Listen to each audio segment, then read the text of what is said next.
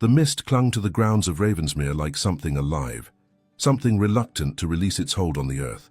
It swirled through the ancient oaks that lined the eastern drive, softening the edges of the stone walls, blurring the boundary between what was real and what was memory. William Harrington, Duke of Ravensmere, stood at the tall window of his study on the second floor, one hand pressed flat against the cold glass, the other hanging uselessly at his side. He had been standing there for nearly an hour, waiting for her to change her mind, waiting for her to look up at the window and see him standing there, waiting for something, anything, that would give him permission to go to her. But Isolde Whitmore, his wife of 7 years, descended the worn stone steps of Ravensmere's main entrance with the quiet dignity of a woman who had already made her peace with departure.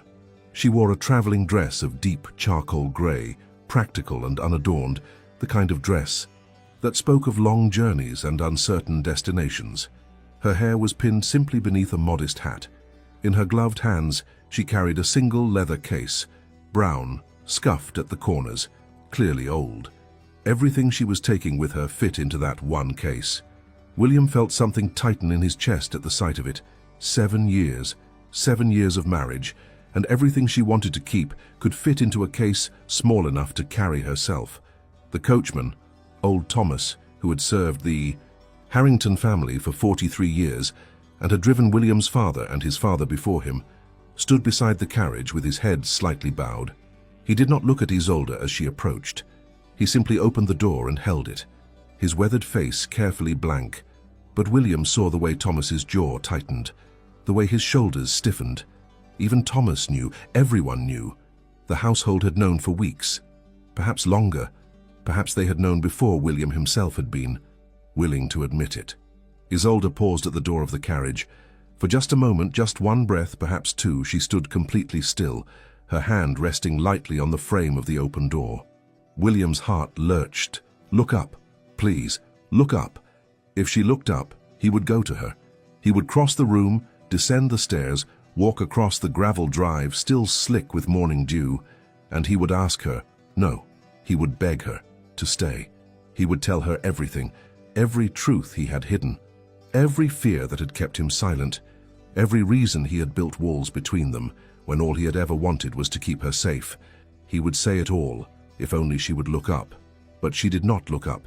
She stepped into the carriage with the fluid grace of someone who had rehearsed this moment in her mind 1,000 times. She settled into the seat, arranged her skirts, placed the case beside her on the bench. Thomas closed the door. The sound of it, the heavy, final thunk of wood meeting. Wood echoed across the courtyard and through the open window of William's study like a gunshot. Still, William did not move. His hand remained pressed against the glass. His breath fogged the window in small, rhythmic clouds. He watched as Thomas climbed up onto the driver's seat, watched as he took up the reins, watched as he glanced once, just once, back toward the house, as if he too were waiting for someone to stop this. No one did. Thomas clicked his tongue. The horses stirred. The carriage began to roll forward slowly at first, the wheels crunching over the gravel with a sound that seemed impossibly loud in the early morning silence. William tracked the movement of the carriage with his eyes, his head turning slightly as it moved down the drive. He could see Isolde through the small window, just the side of her face, the curve of her cheek, the line of her jaw. She was looking straight ahead, not out the window, not back at the house, not at him, just ahead, toward whatever lay beyond Ravensmere. The carriage passed beneath the arched stone gateway that marked the boundary of the estate grounds. For a moment it was framed there, a small dark shape against the pale morning sky, and then it turned onto the main road and disappeared behind the line of elms. And she was gone. William stood at the window for a long time after the carriage had vanished from sight. He did not cry. Dukes did not cry. His father had taught him that when he was 6 years old, after his mother had died, and William had wept at the funeral, his father had gripped his shoulder hard enough to leave bruises and said in a voice like iron, "Control yourself. A Harrington does not weep in public." William had learned the lesson well, but now, alone in his study with the pale morning light filtering through the mist and the house silent around him, he felt something in his chest crack. Not break, not shatter, just crack. like ice on a pond in early spring, a thin, spider-webbing fracture. That would, over time, spread and deepen until the whole structure gave way. He lowered his hand from the window. His palm left a faint mark on the glass, warmth meeting cold, leaving evidence of contact. He stared at the mark for a moment. Then he turned away. The study was exactly as he had left it the night before. The fire in the hearth had burned down to ash.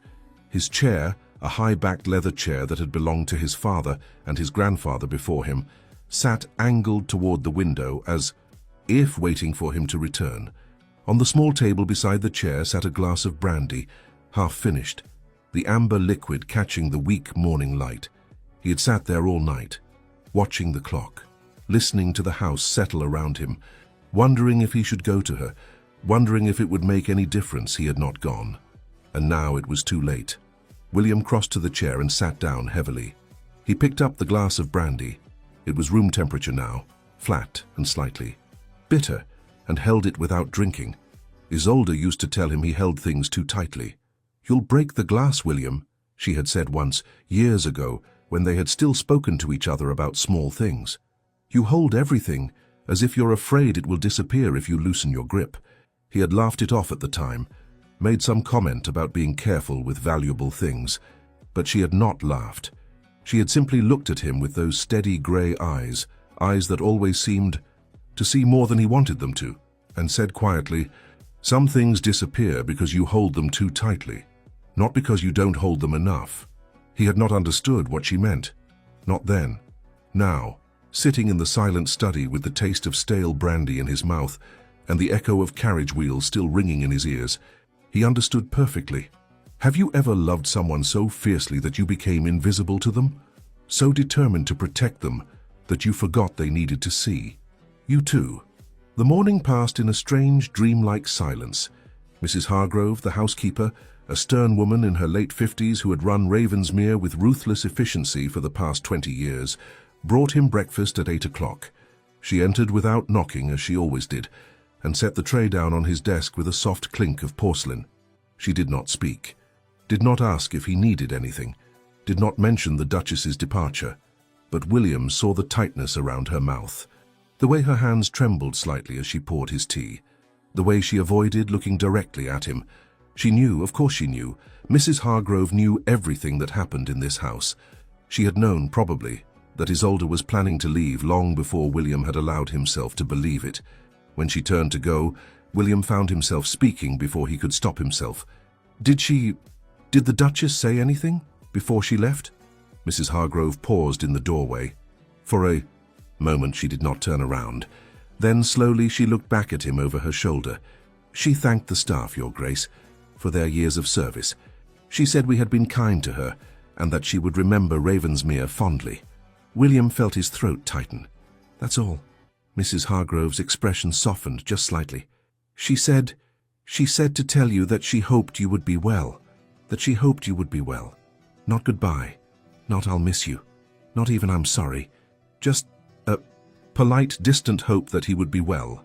As if he were an acquaintance, a distant relation.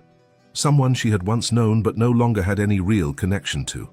William nodded once, sharply. "Thank you, Mrs. Hargrove." The housekeeper lingered for just a moment longer, as if she wanted to say something else, but then she seemed to think better of it. She dipped her head in a small curtsy and left, closing the door quietly behind her. William stared at the tray of food she had brought. Toast, eggs, jam, tea. He did not touch any of it. By mid-morning, word had spread beyond the household. Lord Ashford, whose estate bordered Ravensmere to the south, sent a note expressing his concern and offering his support should William need anything. The note was polite, carefully worded, but William could read between the lines. "I heard your wife left you. How unfortunate. Do let me know if there's anything I can do." He crumpled the note and threw it into the dead fireplace. By noon, there would be rumors circulating through every drawing room in the county. By evening, the gossip would have reached London. The Duke of Ravensmere's wife has left him, after 7 years. No scandal, they say, no infidelity. She simply left. Can you imagine? What kind of woman leaves a duke? William could hear the whispers already. And the worst part was, He could not even defend her, because she was right to leave. He spent the rest of the morning in the study, staring at the bookshelves that lined the walls. Hundreds of books, thousands perhaps, collected over generations: law, history, philosophy, poetry. He had read many of them. His father had insisted on it. "A Harrington must be educated," he had said. "Knowledge is power. Ignorance is weakness." But none of those books had taught him how to be a husband. None of them had taught him how to let someone in. None of them had taught him that silence, no matter how well-intentioned, was just another form of abandonment. At 1 o'clock, William rose from his chair and crossed to his desk. He opened the bottom drawer, the one he kept locked, the one no one else had ever opened, and withdrew a letter. The paper was yellowed with age. The seal, his own seal, pressed into red wax, was still intact. He had written this letter 7 years ago, on the morning of his wedding. He had never given it to Isolde. He stared at it now, turning it over in his hands, feeling the weight of all the words he had never spoken. He could still give it to her, could send it to wherever she was going, could finally tell her the truth he had been too much of a coward to speak. But what would be the point? She was gone. She had made her choice, and nothing in this letter, nothing he could say now, would change that. William set the letter down on the desk and stood looking at it for a long moment. Then he walked out of the study, leaving it there, unopened, unread, unsent. A confession that would remain forever silent. Do you carry words you never spoke? Truths you never shared? And if so, why? What are you protecting? Them or yourself? The afternoon stretched on in a kind of numb haze. William walked the halls of Ravensmere like a ghost. He passed the portrait gallery, where generations of Harringtons stared down at him from their gilded frames, stern men and elegant women, all of them looking vaguely disapproving. He passed the music room, where Isolde had once played the piano in the evenings, her fingers moving over the keys with a grace that had always seemed at odds with the stiffness of the rest of her life here. He passed the library, where she had spent so many afternoons reading, curled up in the window seat with a book in her lap and the light streaming in around her. He did not enter any of these rooms. He simply walked past them, acknowledging their existence, and continued on. Finally, he found himself standing at the entrance to the East Wing, the part of the house that Isolde had claimed as her own shortly after. They married. He had not been inside the East Wing in over a year. Now he pushed open the door and stepped inside. The hallway was dim, the curtains drawn. Dust motes floated in the thin bars of light that slipped through the gaps in the fabric. The air smelled faintly of lavender, Isolde's scent. William walked slowly down the hall, his footsteps echoing on the wooden floor. He passed her sitting room. Through the half-open door, he could see the furniture still arranged as she had left it. A small writing desk by the window, a settee upholstered in pale blue, a bookshelf filled with novels. He passed the conservatory, where she had grown roses and herbs in terracotta pots. The plants were still there, though they looked wilted now, neglected. And finally he came to her bedroom. The door was closed. William stood in front of it for a long moment, his hand resting on the doorknob. He had not entered her bedroom in 5 years, not since the night she had asked him, very quietly. Not tutti. He had not questioned it, had not demanded an explanation. He had simply stopped coming, because it was easier than asking why. Now he turned the knob and pushed the door open. The room was empty, not in the sense that Isolde was gone, though she was, but empty in the sense that she had taken herself out of it. The bed was made with military precision, the coverlet smooth and undisturbed. The wardrobe stood open, revealing empty shelves and bare hooks. The dressing table was clear of the small bottles and brushes and pins that had once cluttered its surface. She had left nothing behind, nothing except the faintest scent of lavender, lingering in the air like a memory. William stood in the center of the room, turning slowly, taking it all in, and he realized, with a cold certainty that settled into his bones, that she had been planning this for a long time. This was not a sudden decision, not an impulsive flight. This was deliberate, calculated, thought through. She had been preparing to leave him for months, maybe longer, and he had been too blind or too afraid to see it. On the dressing table, half hidden behind the mirror, was a single piece of paper. William crossed the room and picked it up. It was a note, written in Isolde's elegant, looping hand. "William, by the time you read this, I will be gone. I did not leave because I hate you. I did not leave because you failed me, though in some ways you did. I left because I realized that I cannot spend the rest of my life waiting for you to let me in. I have tried. For 7 years I have tried. I have been patient. I have been kind. I have asked nothing of you except that you see me. But you do not see me, William. You see an obligation, a duty, something to be protected and kept safe and held at arm's length. I deserve more than that. I deserve to be known, to be loved not for who you think I should be, but for who I am. And I do not believe you can give me that. Not because you do not want to, but because you do not know how, so I am leaving. Not to punish you, not to hurt you, but to give myself the chance to be something other than your shadow. I hope you find peace, William. I hope you learn to let someone in.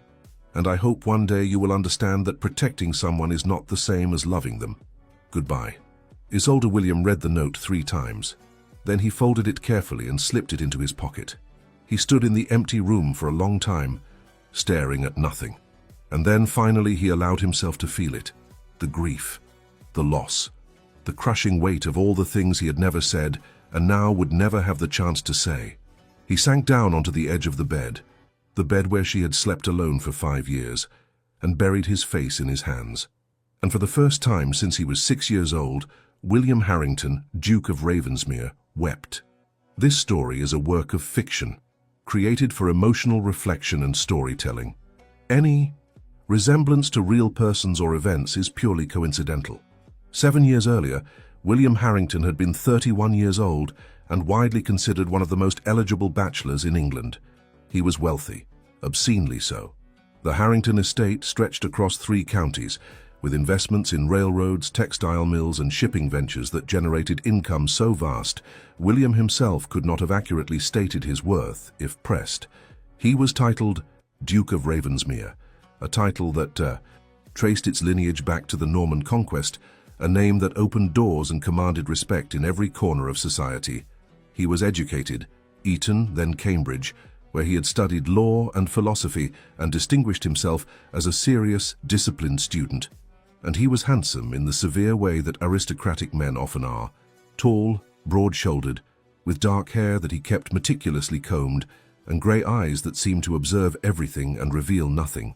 Mothers brought their daughters to balls and soirees with the express purpose of catching his attention. Ambitious fathers engineered introductions. Gossip columnists speculated endlessly about which young lady would eventually become the Duchess of Ravensmere. But William had no interest in marriage, not because he did not want companionship, not because he was cold or unfeeling or incapable of affection, but because he carried a secret that made the thought of bringing anyone into his life feel like an act of cruelty. His father, the late Duke of Ravensmere, had died when William was 26. It had been sudden, a riding accident, they said, though there were whispers, always whispers, that the old Duke had been drinking before he mounted his horse that morning, that he had been reckless, that he had been courting death for years and had finally succeeded in finding it. William had not mourned him. Oh, he had played the part well enough. He had worn black. He had stood at the funeral with the appropriate expression of solemn grief. He had accepted condolences from lords and ladies who spoke in hushed tones about what a great man his father had been, what a loss to England, what a legacy he had left behind. But William had not mourned, because William had known the truth. The truth revealed itself slowly over the weeks and months following the funeral, as William went through his father's papers. The old Duke had been meticulous in his record-keeping. Every transaction, every contract, every letter was filed and catalogued with obsessive precision. At first, William had found nothing unusual. The estate accounts were in order, the investments were sound, everything seemed exactly as it should be. But then he found the locked drawer. It was in the estate office, hidden behind a false panel in the Duke's desk. William might never have discovered it if he had not been looking for a misplaced property deed and noticed that the dimensions of the drawer did not quite match. The dimensions of the desk. Inside the locked drawer were ledgers, 3 of them, bound in black leather, their pages covered in his father's tight, angular handwriting. William opened the first ledger and began to read. What he found there sickened him. The ledgers detailed a system of financial manipulation that his father had perfected over decades. It was not illegal, not quite. Everything was carefully structured to remain just within the boundaries of the law. But it was cruel, methodical, devastating. His father had made a practice of identifying families in financial distress, families who had borrowed money and were struggling to repay it, families whose estates were crumbling under the weight of debt, families who were desperate, and then he would offer them a lifeline, a loan, generous terms, low interest rates, no pressure to repay quickly. At first, it seemed like mercy, but the contracts his father drew up were masterpieces of legal manipulation, buried in the dents. Language were clauses that allowed him to change the terms unilaterally, to increase interest rates retroactively, to call in the loan with little notice, and when the families inevitably defaulted, because they had been designed to default, his father would seize everything: land, property, heirlooms. In some cases, even the family names themselves were sold to cover debts. He ruined them, systematically, deliberately, and he did it all while maintaining the appearance of a generous benefactor. William read through all 3 ledgers, his horror growing with each page. There were dozens of families listed. Some he recognized, old names, respected names, families that had fallen on hard times and quietly disappeared from society. And then, on the 37th page of the second ledger, he saw a name that made his blood run cold. Whitmore. Viscount Whitmore had borrowed money from the Duke of Ravensmere 15 years earlier. According to the ledger, the initial loan had been modest, £3,000 to cover repairs to the Whitmore estate after a particularly harsh winter had damaged the roof and flooded several of the tenant cottages. The terms had seemed reasonable, 5% interest to be repaid over 10 years. But 3 years into the repayment schedule, the Duke had invoked a clause in the contract that allowed him to adjust the interest rate based on prevailing economic conditions. He had increased it to 12%, then 18%, then 25%. The Viscount had protested, of course, had written letters arguing that the original agreement was being violated, but William's father had responded with legal documents, letters from solicitors, threats of public exposure if the Viscount did not comply.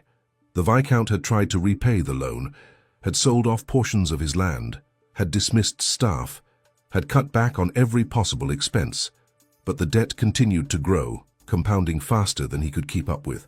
By the time he died, a heart attack at 53 brought on by stress and overwork, the debt had ballooned to over £30,000. Everything he owned was seized to cover it, and his family was left with nothing. William closed the ledger and sat in the silent office, staring at the name written in his father's hand. Whitmore. He knew the family, or rather, he knew of them. They had been respectable once, not wealthy, but comfortable, well regarded in society. And then, seemingly overnight, they had vanished. The estate had been sold. The title, though it could not be stripped, had become meaningless without land or wealth to support it. The Viscount's widow had died a year after her husband, some said of grief, and their daughter. William felt his stomach twist. Their daughter had been 17 when her father died. He remembered hearing about it vaguely, the way one hears about tragedies that happen to people outside one's immediate circle. He remembered thinking, distantly, that it was unfortunate. He had not thought about it again, until now. 3 years later, William attended a ball at the home of Lord Ashford. He had not wanted to go. He rarely enjoyed such events, the forced gaiety, the endless small talk, the sense of performing for an audience that judged every word and gesture. But Ashford was a friend, and the invitation had been phrased in such a way that refusal would have been insulting. So William went. He arrived late, as was his custom, and lingered near the edges of the ballroom, nursing a glass of wine and half listening to a conversation about agricultural reforms. And then he saw her. She was standing near the far wall, alone, watching the dancers with an expression that might have been wistfulness or might have been something closer to resignation. She wore a gown of pale green silk, beautiful once, but clearly old. The fabric was slightly faded, the hem had been let down and re-hemmed, the lace at the sleeves had been carefully mended.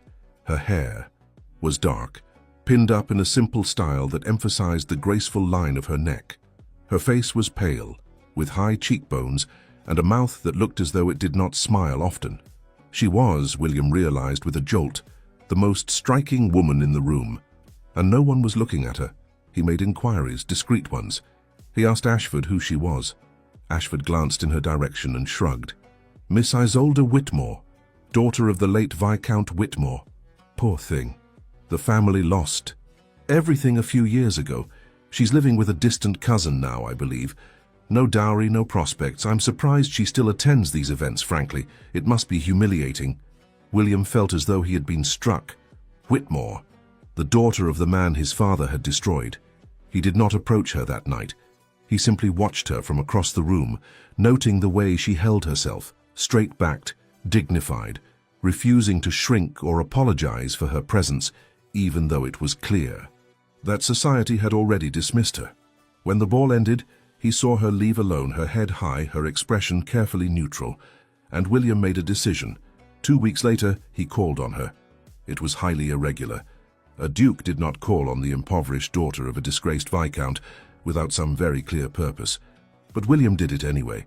He presented himself at the modest townhouse where she was living and asked to speak with Miss Whitmore. She received him in a small, shabby parlor. She sat across from him, her hands folded in her lap, her expression polite but wary. Your Grace, to what do I owe the honor? William had rehearsed what he would say. He had planned it carefully. But now, sitting across from her, looking into those steady grey eyes, all his carefully prepared words deserted him. So he said simply, I would like to marry you. She stared at him. For a long moment, she said nothing. Then, I beg your pardon. I would like to marry you, he repeated. If you would have me. Why? It was the obvious question, the necessary question, and William did not know how to answer it. He could not tell her the truth, that his father had destroyed her family, that he was trying to atone for sins that were not his own, that he looked at her and saw the evidence of his family's cruelty and felt a crushing need to make it right. So instead he said, because I believe we would suit each other. It was a lie. Or at least, it was not the whole truth. But Isolde did not press him.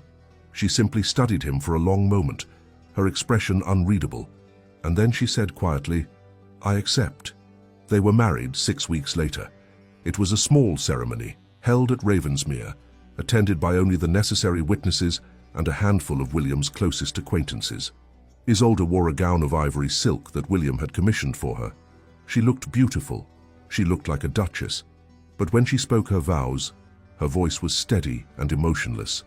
And when William slipped the ring onto her finger, he felt like he was shackling her to a debt she did not know she owed.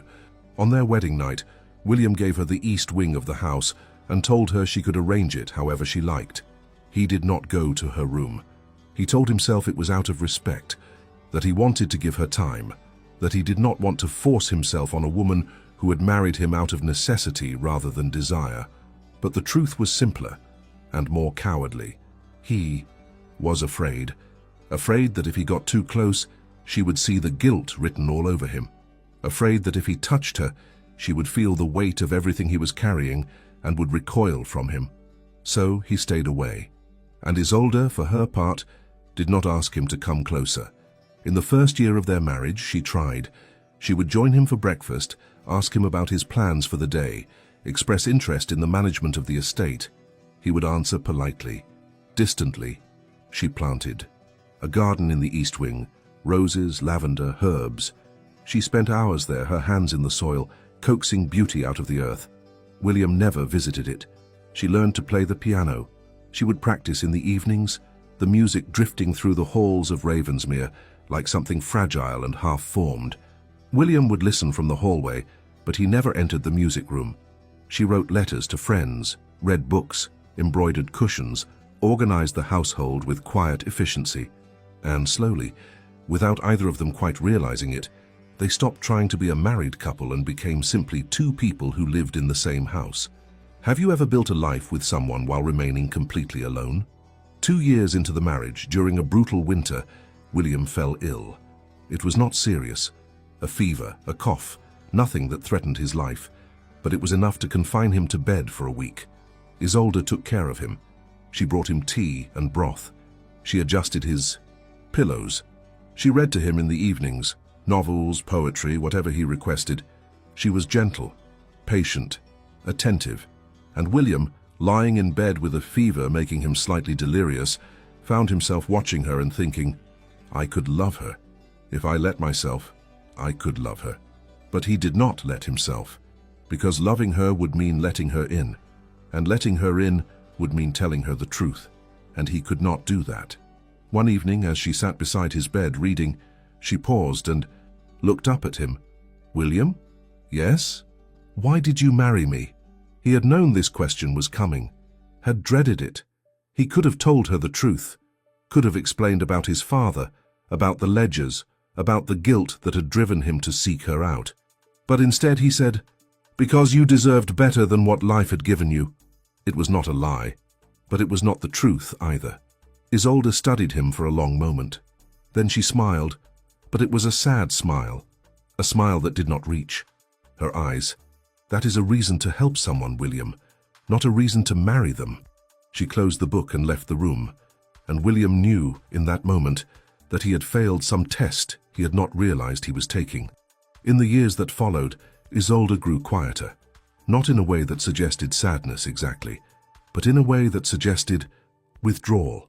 She still managed the household, still attended social functions when necessary, still played the piano in the evenings, but there was a distance in her now, a wall that matched the wall William had built, and he told himself it was for the best, that she was safer this way, protected, shielded from the ugliness of his family's past. But deep down, he knew the truth. He was not protecting her, he was protecting himself. The 4th year of their marriage was the year William began to notice the small changes. They were subtle at first, so subtle that he almost missed them entirely. Isolde began to go out more often, not to social events. She had never enjoyed those, but to the village to visit acquaintances, to spend afternoons at the small lending library in Ashford, the market town 3 miles from Ravensmere. William did not ask what she did there. He told himself it was because he respected her privacy, but the truth was that he was afraid of the answer. One afternoon, he happened to be in the village on estate business when he saw her. She was standing outside the lending library, talking to a young woman William did not recognize. They were laughing, Isolde was laughing, her head thrown back slightly, her whole face transformed by genuine joy. William stopped in his tracks, staring. He had not seen her laugh like that in years, possibly ever, and he realized, with a cold shock of clarity, that he had no idea what made her happy. Around the same time, he began to notice books appearing in the library at Ravensmere. Books that he had not purchased, books about geography, travel, foreign languages. He opened one of them, a guide to Paris, and found margin notes in Isolde's handwriting. Must see. Notre Dame, the Louvre, the Luxembourg Gardens. Learn basic French. Bonjour. Merci. Où est cost of passage from Dover to Calais? William closed the book and placed it back on the shelf exactly as he had found it. He did not ask her about it. In the 5th year, Isolde began to wear her hair differently. It was a small thing, ridiculous really, to even notice. But William noticed. For years, she had worn her hair pinned up in the same severe style, neat, controlled, appropriate for a duchess. Now she wore it looser, softer. Sometimes in the evenings, she left it down entirely, letting it fall past her shoulders in dark waves. She looked younger, freer. She looked like someone who was preparing to become a different person. One evening, William found her in the music room. She was not playing the piano. She was simply standing by the window, looking out at the gardens, her arms wrapped around herself. He stood in the doorway watching her, and for a moment he almost spoke, almost crossed the room and asked her what she was thinking, almost reached out and touched her shoulder. But he did not, because he had spent so many years maintaining distance that he no longer knew how to close it. After a few minutes, Isolde seemed to sense his presence. She turned and saw him standing there. For a moment, their eyes met, and William saw something in her expression that made his chest tighten. Not anger, not sadness, resignation. She gave him a small, polite smile, the kind of smile one gives to an acquaintance, and walked past him out of the room. He did not follow her. Do you know the exact moment when someone stops fighting for you? Do you feel it when they let go? 6 months before Isolde left, she received a letter. William saw her reading it in the morning room. He did not mean to intrude. He had simply been passing by and happened to glance through the open door. She was sitting in the window seat, the letter in her lap, her eyes fixed on the page. And there was something in her expression, something bright and startled and almost hopeful, that made William stop. She looked up suddenly, as if sensing his gaze, and their eyes met. The brightness in her face dimmed slightly. She folded the letter carefully and slipped it into her pocket. "Good morning, William." "Good morning," he replied. "I hope I'm not disturbing you." "Not at all." There was a pause. William wanted to ask about the letter, wanted to know who it was from, what it said, why it had made her look so alive. But he did not ask. Instead, he said, "I'll leave you to your correspondence." And he walked away. That evening, at dinner, Isolde was quieter than usual. She ate mechanically, her mind clearly elsewhere. Several times William caught her staring at nothing, her fork suspended halfway to her mouth, her expression distant. Finally, he could not help himself. "Is everything all right?" "Isolde." She blinked as if coming back from a great distance. "Yes, of course. Why do you ask? You seem distracted." She smiled faintly. "Just thinking." "About what?" For a moment he thought she might actually tell him. She opened her mouth, hesitated, then seemed to change her mind. "Nothing important." She returned her attention to her plate, and William felt the distance between them widen another inch. 2 weeks later, Isolde asked him a question that caught him completely off guard. They were in the library, separately as they often were. William was at his desk reviewing estate accounts. Isolde was curled up in the window seat with a book. Suddenly, without preamble, she said, "William, do you believe people can change?" He looked up, startled. "I beg your pardon?" She closed her book and turned to face him. "Do you believe people can change? Fundamentally, I mean. Not just in small ways, but at their core." William considered the question. "I suppose it depends on the person. What about you? Do you think you could change?" The question felt pointed, though her tone was neutral. I don't know. Why do you ask?" Isolde looked at him for a long moment. Then she said quietly, "I used to think that if I was patient enough, if I gave you enough time, you would eventually let me in, that you would trust me enough to tell me whatever it is you've been hiding all these years." William felt his throat tighten. "Isolde." She held up a hand, stopping him. "I'm not angry, William. I'm just tired. Tired of waiting for something that's never going to happen. I don't understand." "Yes, you do." Her voice was gentle but firm. "You've built a wall between us. I don't know why. I don't know what you're protecting, me or yourself, or some secret you think will destroy everything if it comes to light. But I can't keep living like this, like a guest in my own home, like a stranger to my own husband." William wanted to respond, wanted to tell her the truth, wanted to tear down the wall between them and let her see everything. The guilt, the fear, the desperate, helpless love he had never known how to express. But the words would not come. So instead, he said nothing, and Isolde nodded, as if she had expected as much. "That's what I thought." She picked up her book and left the library, and William sat alone, staring at the ledgers in front of him, feeling something fundamental begin to crumble. In the weeks that followed, Isolde became even more distant. She no longer joined him for breakfast. She no longer asked about his day. She no longer spent evenings in the library or the music room. Instead, she retreated to the East Wing, to the rooms she had claimed as her own years ago, and William rarely saw her except at dinner. And even then she was polite but remote, as if she were dining with a stranger. One evening, about a month before she left, William found himself standing outside her bedroom door. He had not been to this part of the house in years, but tonight, driven by something he could not name, desperation perhaps, or the belated recognition that he was losing her, he had walked down the long hallway and now stood here, his hand raised to knock. He could hear her moving inside, the soft rustle of fabric, the creak of floorboards. He lowered his hand. What would he say if she opened the door? What words could possibly bridge the years of silence between them? He stood there for a long time, listening to the sounds of her moving through the room, preparing for bed. and then he turned and walked away. 3 weeks before she left, Isolde made her announcement at dinner. She waited until the first course had been served, until the servants had left the room. Then she set down her fork and said in a calm, steady voice, "I'm going to leave, William." William felt as though the floor had dropped out from under him. "What? I'm going to leave. I've made arrangements. I'll be departing at the end of the month." Where will you go?" "Paris. I have a cousin there who has offered me a place to stay." "For how long?" Isolde looked at him with those steady grey eyes. "I don't know. Possibly permanently." William felt panic rising in his chest. "Isolde, you can't just—" "Yes," she said quietly. "I can." "But why? What have I—" "You haven't done anything, William. That's the problem." She stood, pushing her chair back from the table. "I've spent 7 years waiting for you to let me in. 7 years.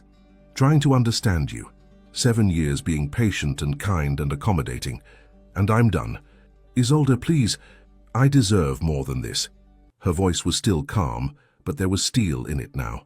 "I deserve to be seen, to be known, to be more than a duty you fulfill out of some sense of obligation you've never bothered to explain."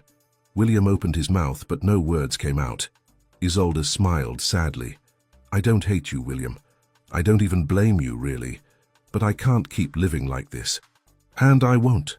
She walked to the door, paused, looked back at him.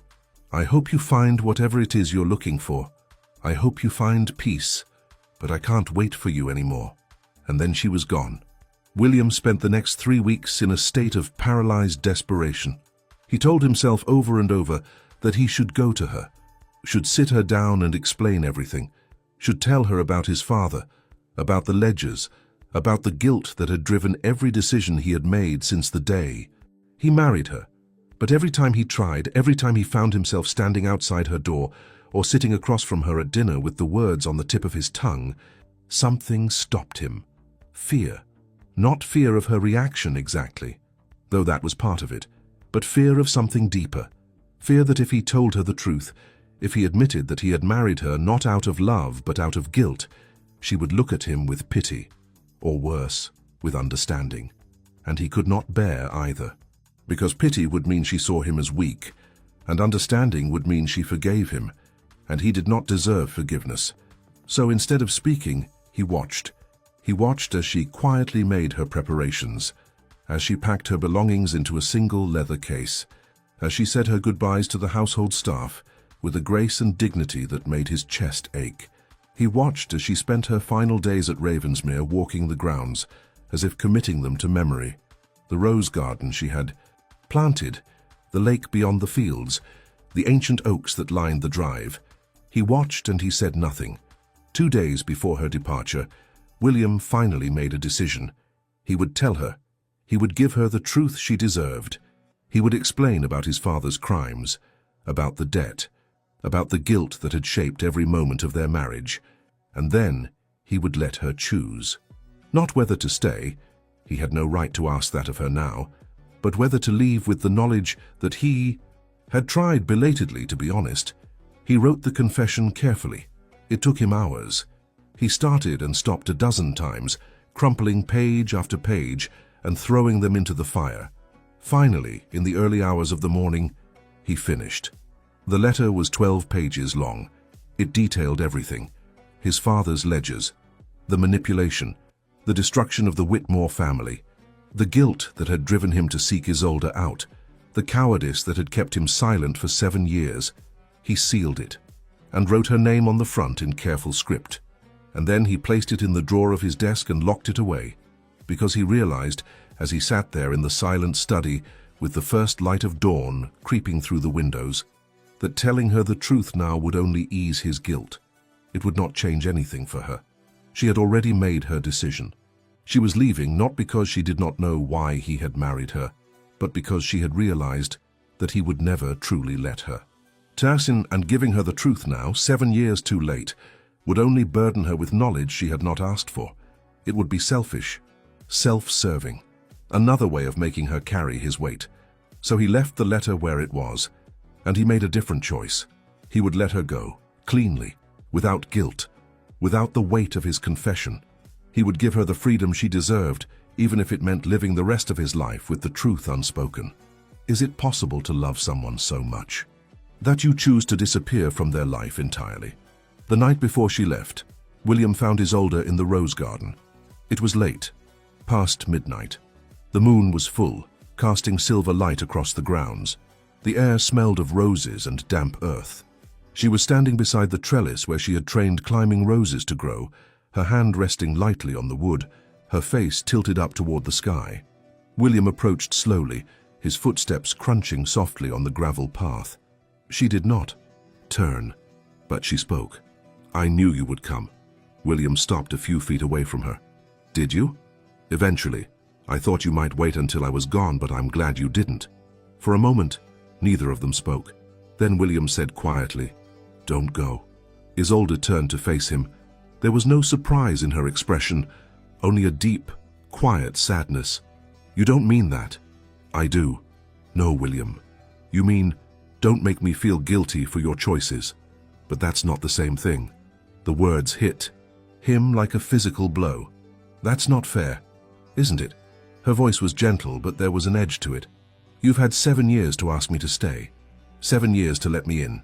7 years to be a husband instead of a warden. And you chose not to. You chose this. I was trying to protect you." "From what?" Her voice rose slightly. "From what, William? What terrible secret are you carrying that's so awful you couldn't trust me with it?" William felt his throat close. He wanted to tell her, wanted to say everything, but he could not.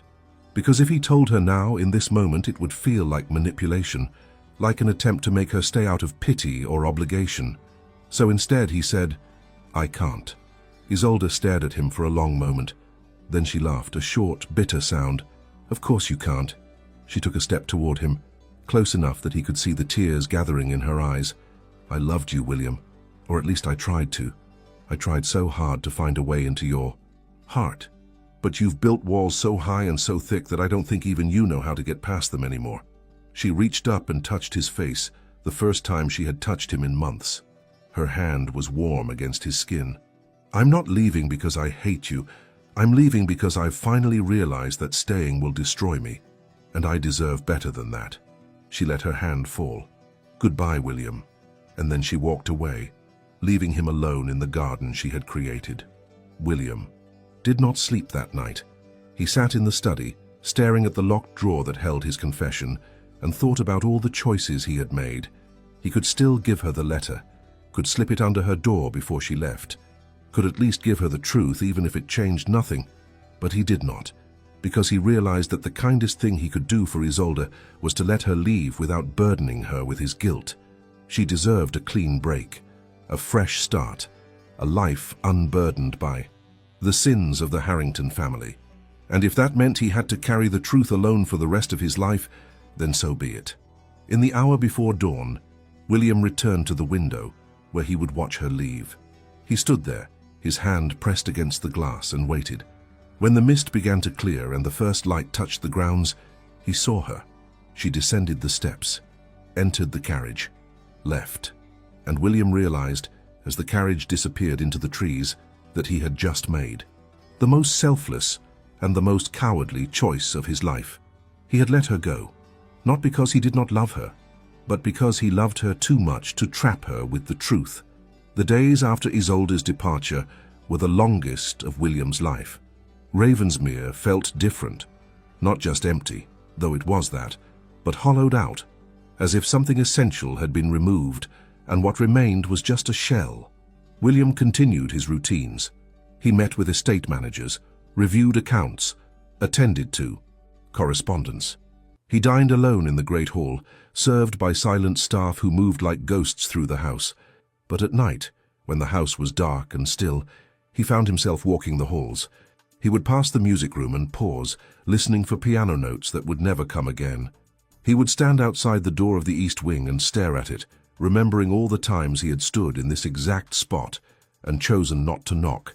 He would go to the rose garden and sit on the bench, beside the trellis, breathing in the scent of the flowers Isolde had planted, and feel the weight of everything he had lost. 3 weeks after her departure, a letter arrived. William recognized her handwriting immediately.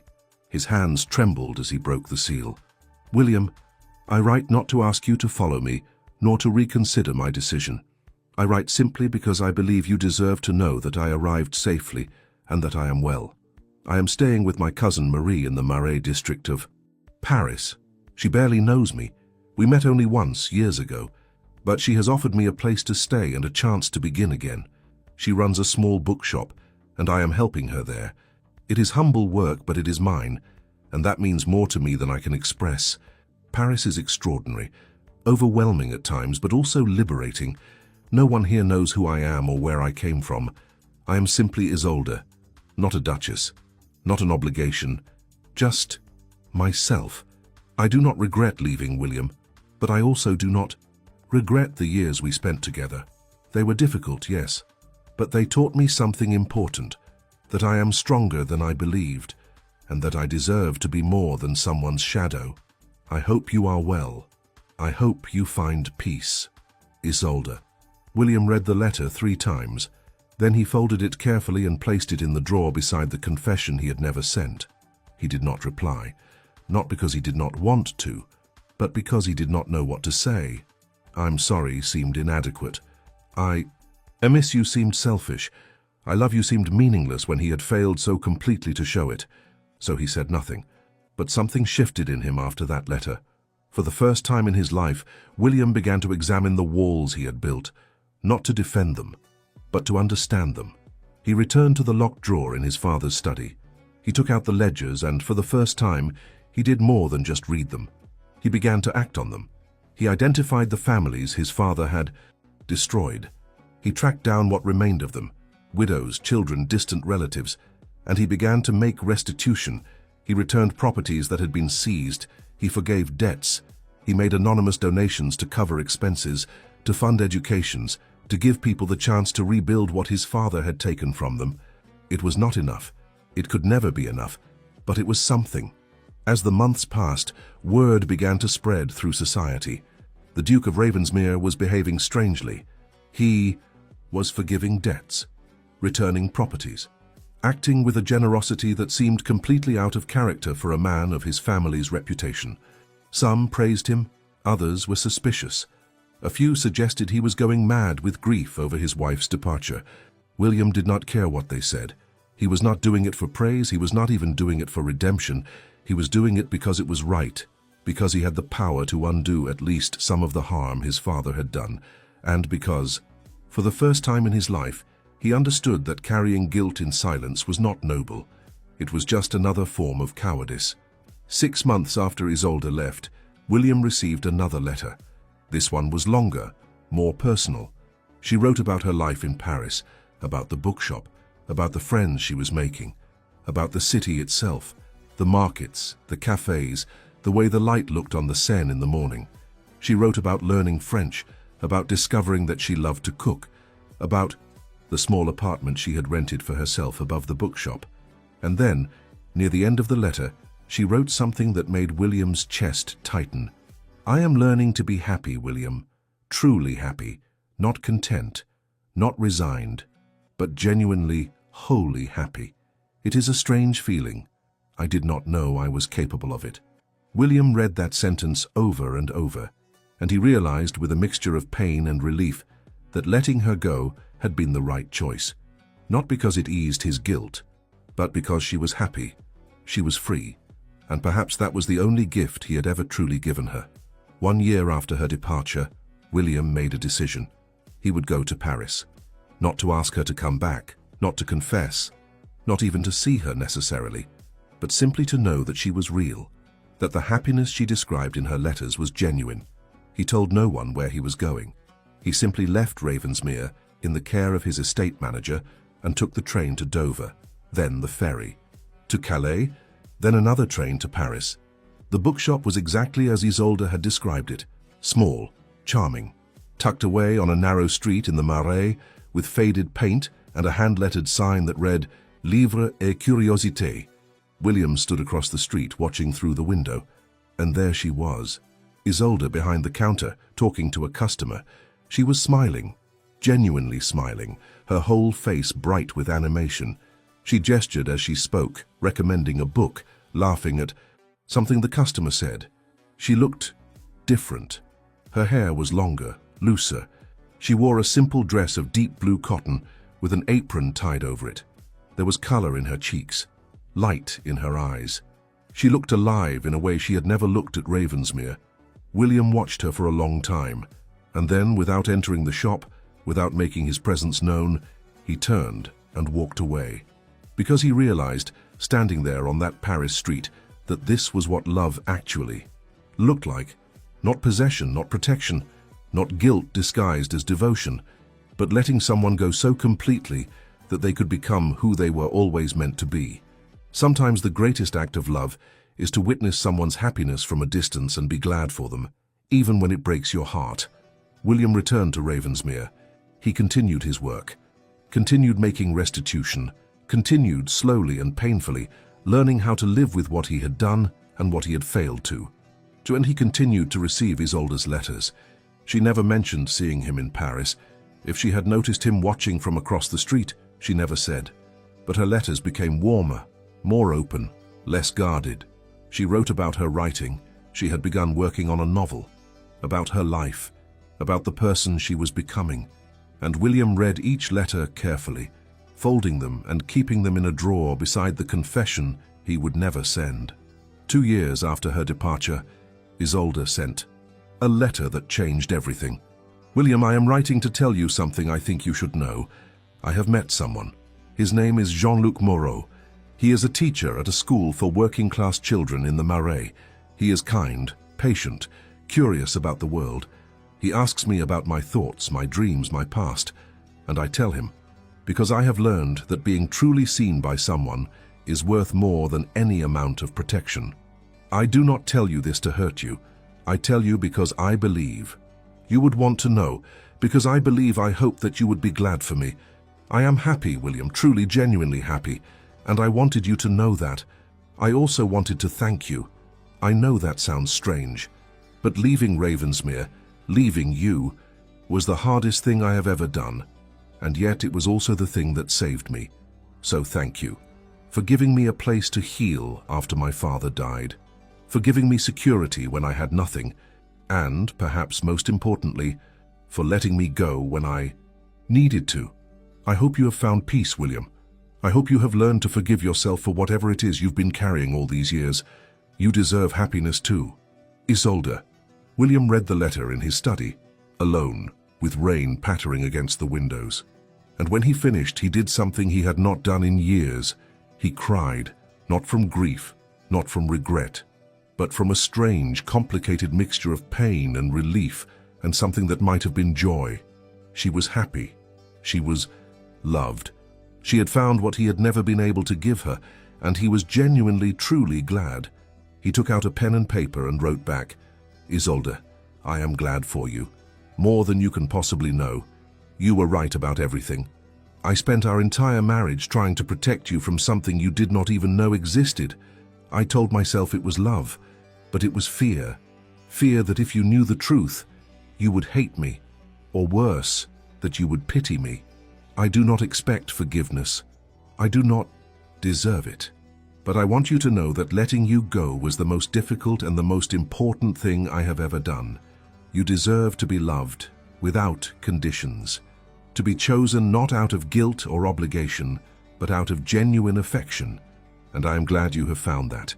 I am learning slowly to live without the walls I built, to make amends for my father's sins, to become someone who might one day be worthy of the grace you showed me, even when I did not deserve it. Be happy, Isolde. Build a beautiful life, and do not think of me with sadness. That is all I ask. William. He sealed the letter and sent it, and then he went to the rose garden and sat among the flowers she had planted, and for the first time in his life, William Harrington felt something close to peace. 5 years had passed since the morning Isolde entered the carriage and left Ravensmere. 5 years since William had stood at the window and watched her disappear into the mist. In that time, the world had continued to turn. Seasons had changed. Leaves had fallen and returned. The roses in the East Garden had bloomed and died and bloomed again. And William had learned, slowly and painfully, how to live with absence. He was 43 now, Still young by most measures, though he felt older. There were lines around his eyes that had not been there before, silver threads in his dark hair, a heaviness in his bearing that spoke of years spent carrying weight that could not be set down. But there was also something else, something harder to define, a kind of quiet acceptance, an understanding that some things cannot be fixed or undone, only lived with. Ravensmere had changed too. The east wing, Isolde's wing, was no longer closed off. William had opened it, aired it out, allowed light to flood back into rooms that had stood empty for too long. He had not changed anything she had created. The garden she planted still bloomed each spring. The piano in the music room still stood where she had left. Her books remained on the shelves in the sitting room, but he had added things too. New furniture, new paintings, signs of life continuing, moving forward, even in the spaces where she had once been. The house was no longer a monument to her absence. It was simply a house where someone had once lived, and where someone else continued to live now. William had never remarried. People had tried to arrange introductions, well-meaning friends and distant relatives who thought it was time for him to move on. He had politely declined every suggestion, not because he was pining for Isolde, not because he believed he could never love anyone else, but because he had learned something important, that being alone was not the same as being lonely. He had built a life. A quiet life, perhaps, but a meaningful one. He continued his work, making restitution for his father's sins. Over the years, he had returned properties to dozens of families, forgiven countless debts, funded educations and medical treatments and new businesses for people his father had tried to destroy. It had cost him a substantial portion of his fortune, enough that his financial advisors had expressed alarm. But William did not care about the money. For the first time in his life, he was using his wealth for something other than maintaining appearances or accumulating more wealth. He was using it to repair broken things, to help people rebuild, to create something good out of the ashes his father had left behind. He also began tentatively to let people in, not in the way he should have let Isolde in, but in smaller, quieter ways. He befriended Lord Ashford, whose estate bordered his own. They began meeting regularly to discuss agricultural improvements, estate management, the challenges of maintaining old houses in changing times. Ashford was a good man, generous, practical, with a wife and 3 children, who brought noise and laughter into Ravensmere whenever they visited. Being around them reminded William of what he had never had, and would never have. But it also reminded him that there were many different ways to build a life, many different forms of happiness, and that his own life, though it would never be what he had once imagined, could still have meaning. Isolde's letters continued to arrive, though less frequently now. Once every few months, she would write to tell him about her life in Paris. She had married Jean-Luc 2 years after William's visit. The letter announcing her engagement had been warm, hopeful, with an openness that made William's chest ache. She had invited him to the wedding. He had not gone, not because he did not want to, but because he felt that his presence would cast a shadow over her happiness, that she deserved a day that was entirely her own, unmarred by the complicated history she had left behind. Instead, he had sent a gift, a first edition of a French novel she had mentioned loving, and a letter congratulating her and wishing her every happiness. She had written back to thank him, and in that letter she had said something that stayed with him. "I used to think that forgiveness meant forgetting, or at least pretending to forget. But I have learned that true forgiveness is remembering everything, the hurt, the disappointment, the years of silence, and choosing not to let it define how you see someone. I forgive you, William, completely, and I hope you have learned to forgive yourself." William had read that letter many times, and each time he hoped he was getting closer to the forgiveness she spoke of, but he was not sure he would ever fully arrive. In the spring of the 5th year, Isolde wrote to tell him that she and Jean-Luc were expecting a child. William read the letter in the rose garden, sitting on the bench where he had sat so many times before, and he found himself smiling, not with sadness, not with regret, but with genuine happiness. She was building a life, a real, full, beautiful life, the life she had always deserved. He wrote back immediately, "Isolde, congratulations, I am so happy for you, for both of you. A child is a gift, a chance to create something entirely new, to build a future unburdened by the past. I have no doubt you will be an extraordinary mother. You have always had a capacity for love and patience that I could never match. I hope your child inherits your strength, your kindness, your ability to see the good in people, even when they do not deserve it. And I hope they never know what it feels like to be trapped by guilt or fear or silence. Be well, Isolde. Be happy. And thank you for everything you taught me, even if I was too stubborn to learn it at the time. William. After he sent the letter, William sat in the garden for a long time watching the sun set over the fields beyond Ravensmere, and he thought about all the choices he had made, all the years he had wasted, all the words he had never spoken. He thought about his father, whose sins he had spent a lifetime trying to atone for. He thought about Isolde, who had given him the gift of her presence for 7 years, and then given him the even greater gift of leaving when he refused to truly let her in. And he thought about himself, about the man he had been, and the man he was slowly becoming. Do you know the moment when you stop fighting against your past and begin, instead, to learn from it? 6 months later, William received a letter unlike any Isolde had sent before. It was longer, more reflective. Written, she explained, in the early hours of the morning while her daughter, slept in the next room. William, she is beautiful. Marguerite. We named her after my mother. She has dark hair and grey eyes and the most perfect tiny hands I have ever seen. Becoming a mother has changed me in ways I did not expect. I find myself thinking constantly about the past, about my own parents, about the choices they made and the legacy they left me. And I find myself thinking about you, not with anger or sadness, but with a kind of clarity I did not have before. I understand now why you did what you did. Or at least, I think I do. You were trying to protect me from something you believed would hurt me. You were carrying your father's sins and trying to prevent them from touching me. You were so afraid of causing harm that you forgot that distance too is a form of harm. But here is what I have learned. We are not responsible for the sins of our parents. We are only responsible for how we choose to live our own lives. Your father destroyed my family. That is true. And you married me out of guilt. That is also true. But you also gave me safety when I had none. You gave me time to heal, and eventually you gave me the freedom to leave and build my own life. Those things matter too. I do not know if you ever found the peace I wished for you. I hope you have. I hope you have learned that you are not your father, that you have the power to create something different, something better. I hope you have learned to let people in, and I hope selfishly perhaps that you have found someone who can love you the way I never could. Because you deserve that, William. You deserve to be seen and known and loved for who you are, not for who you think you should be. Thank you for being part of my story, even if it was a chapter that had to end. Yours, Isolde. William read the letter 3 times, and then, for the first time in 5 years, he took out the confession he had written on the morning of their wedding, the one he had never sent. He broke the seal and read it, all 12 pages of it.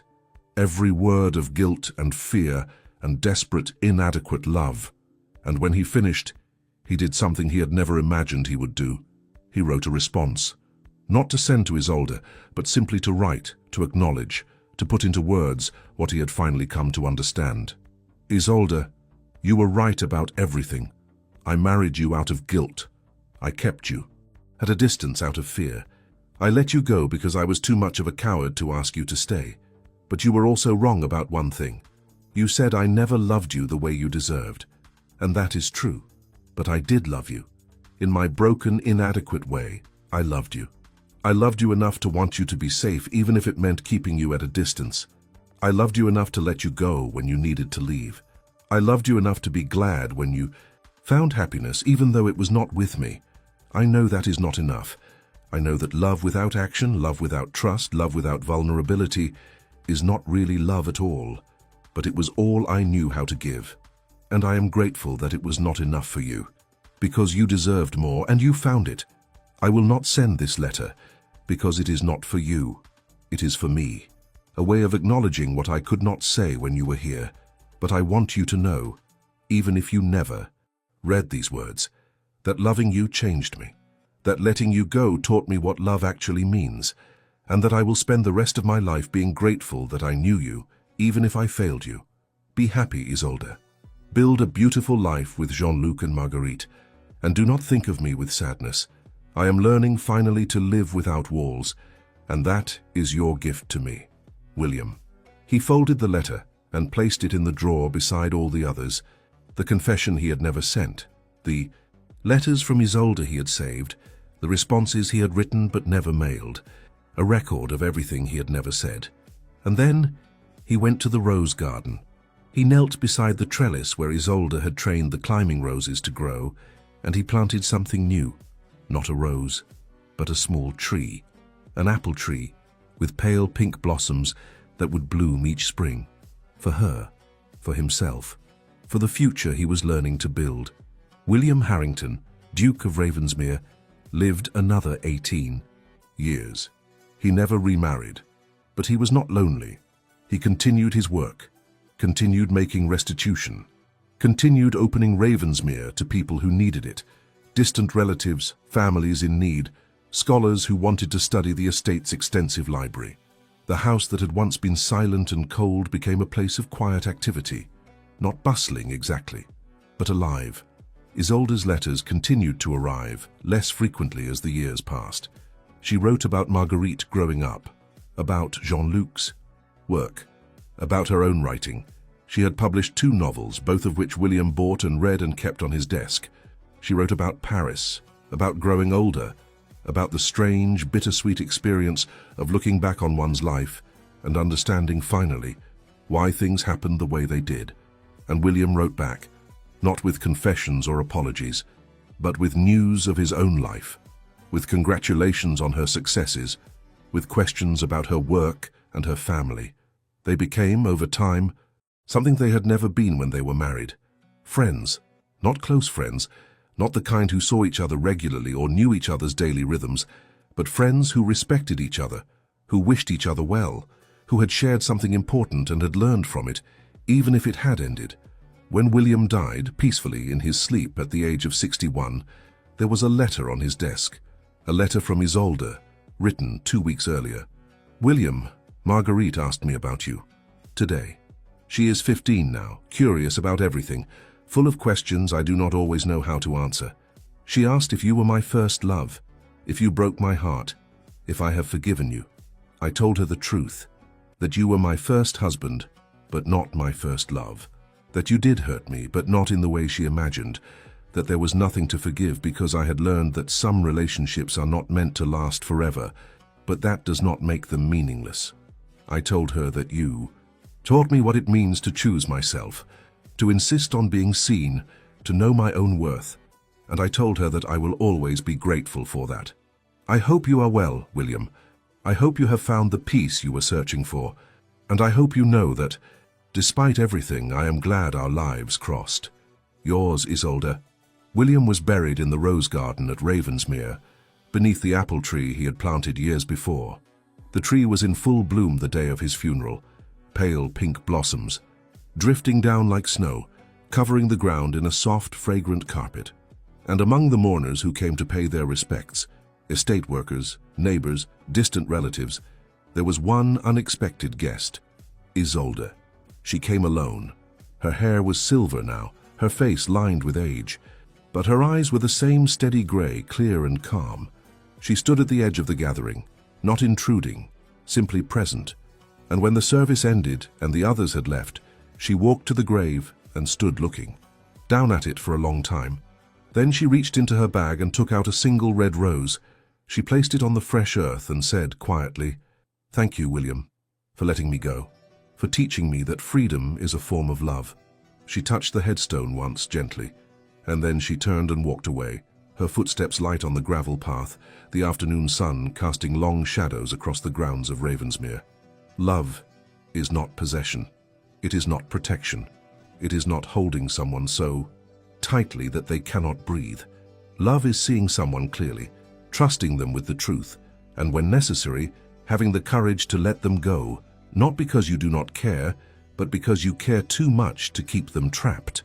Sometimes the greatest act of love is to release someone into their own life, to wish them happiness, even if that happiness does not include you, and to learn, finally, that you can survive the absence of someone you love, that you can build a life that has meaning, even when it is not the life you imagined. That is what William learned, and that is what Isolde taught him, not through her presence, but through her absence. Are you holding on to something, or someone, because you think it is love? Or are you holding on because you are afraid of who you will be without them?